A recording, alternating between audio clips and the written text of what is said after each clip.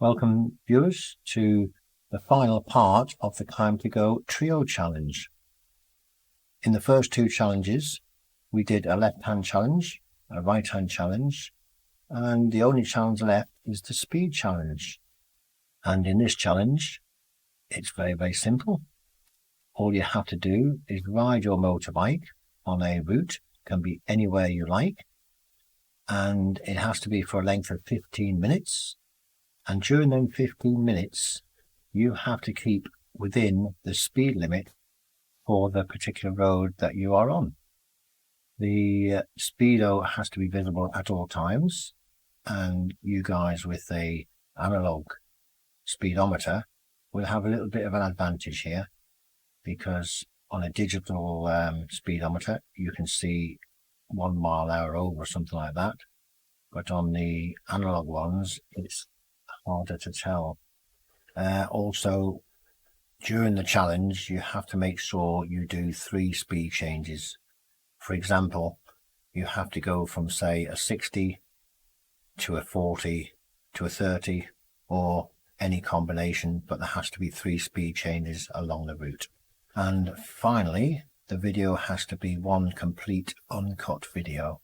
The sound can be modified, but the video has to be complete with no cuts. So there you have it. That's the rules for this final part of the Time to Go Trio Challenge. Why not have a go? Now, the route I'm on today will take me from Brands Hatch through Ainsford and to Sevenoaks. And I deliberately picked this route because it has quite a few speed changes, more than the required 3 for the challenge. But the more you do, the more interesting it is. So when we get down to around this bend, we're just going to turn left, which will take us into Ainsford, which is a very small village. And here we are. We're now entering a 40 mile an hour zone. So from this point onwards, we have to make sure we keep under 40 mile an hour. So keep an eye on that speedo. And if it goes over 40 miles an hour, we have failed. So yeah, we're going to turn left.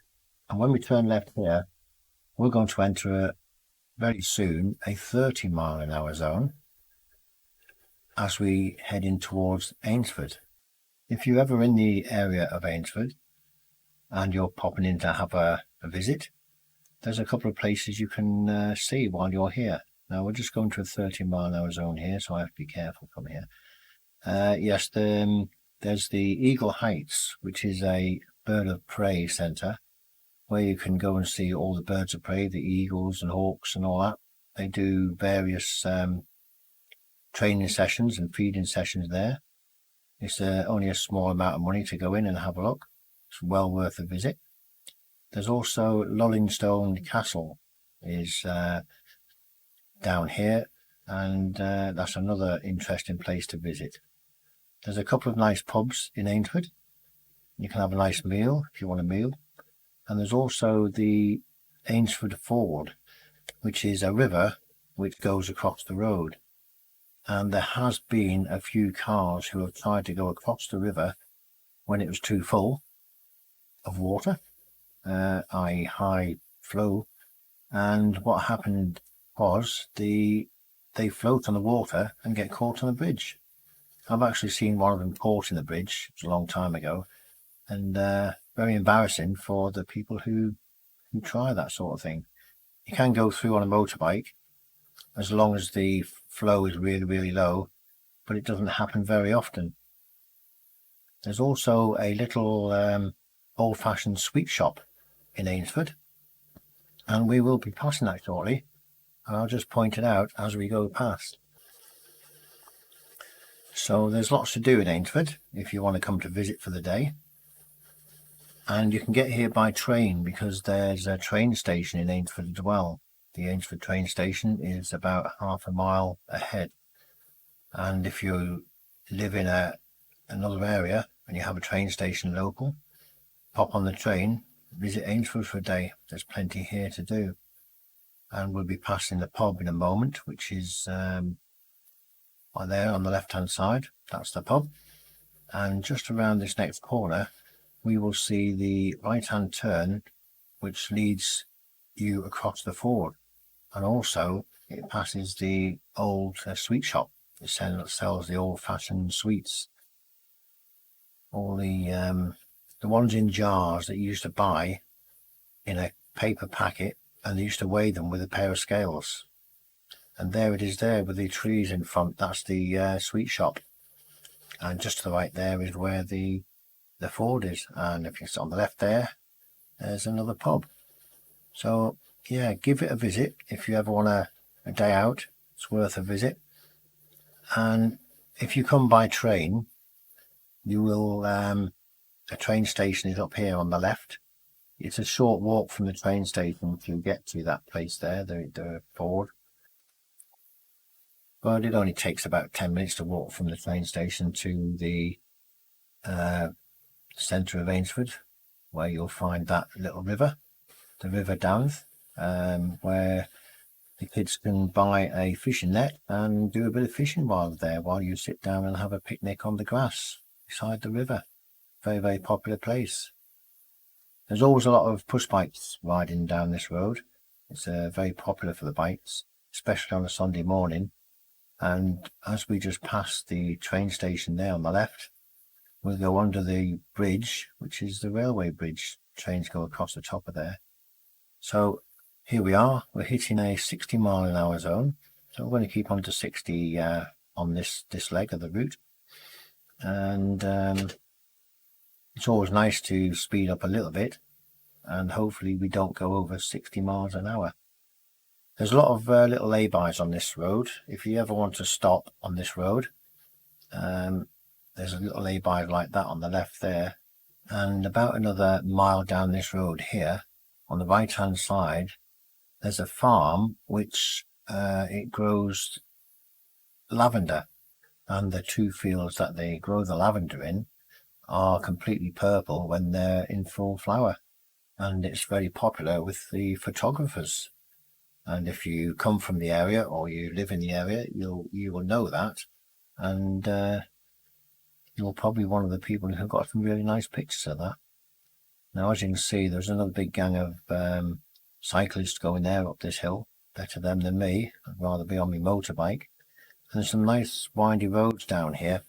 And the little bit I like is there's a bridge at the bottom of here which has an S-bend on it. And if you take it at speed, it's a very, very nice curve to do. And there's another lay-by, and just to the right there you can see the lavender fields. Obviously they're not in bloom at the moment, but that's where they are. Now I'm a bit fortunate on this run, on this occasion, that I have two slow cars in front of me keeping my speed down.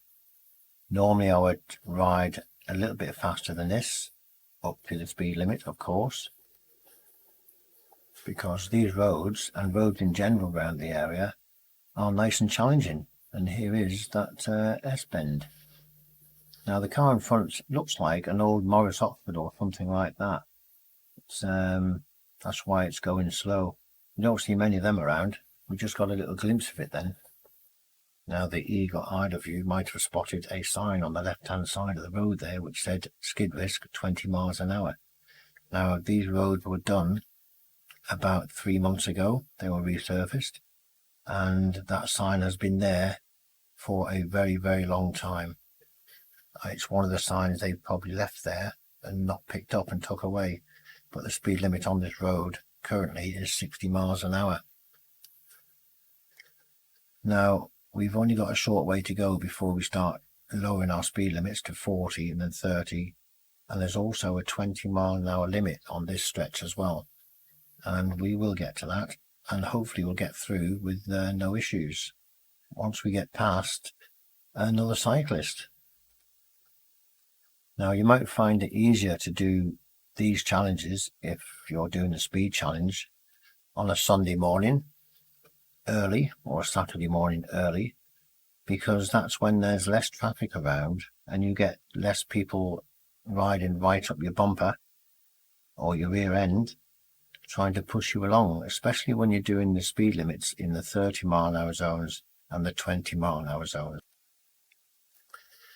Now that small car is going to turn off very, very shortly, and we are now entering a 40-mile-an-hour zone.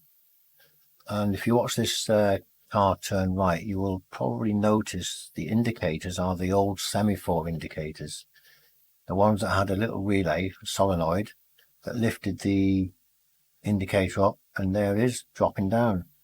Very nice to see that. You don't see that very often. We're just going to ride now through a tree tunnel. These are very common in Kent, where you find the roads are fully enclosed with trees. In the autumn, which is not far off, all these roads will be full of brown leaves, and the trees will be shedding the leaves.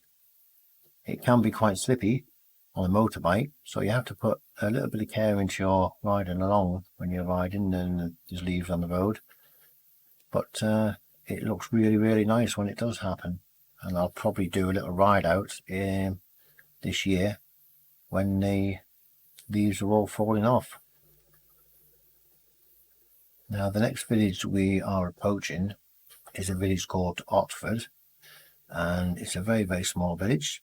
It has a roundabout in the middle of the village, and the roundabout is populated with some ducks. It has a duck pond right in the middle of the roundabout, and the locals feed the ducks, and it's just a little bit of an attraction for people who visit the area.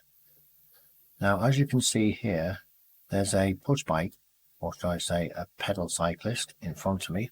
You can see his light pretty clearly there, and later on in the video you'll see this guy overtake me again on the inside, because I'm keeping to the 30-mile-an-hour speed limits, which for this challenge you have to do, and I didn't want to go faster, and I didn't want him to overtake on the outside. So what I did, when I got further down here, I pulled over to the right and I waved this guy past on the inside, and he was doing quite a bit of speed. He must have been doing about 35 miles an hour, well, definitely over 30 miles an hour, probably 35. They're pretty fit, these people who ride these bikes, especially around here. And here he is there. Look, I'm going to wave him past now. There he goes. I'm doing 25 and he must be doing 30 miles an hour. But there's a little hill a little bit further on here, and that slowed him down, and what I had to do is then overtake him again on the outside. But just goes to show that 30 miles an hour limit, does it apply to cyclists? Because a cyclist can easily pedal over the speed limit.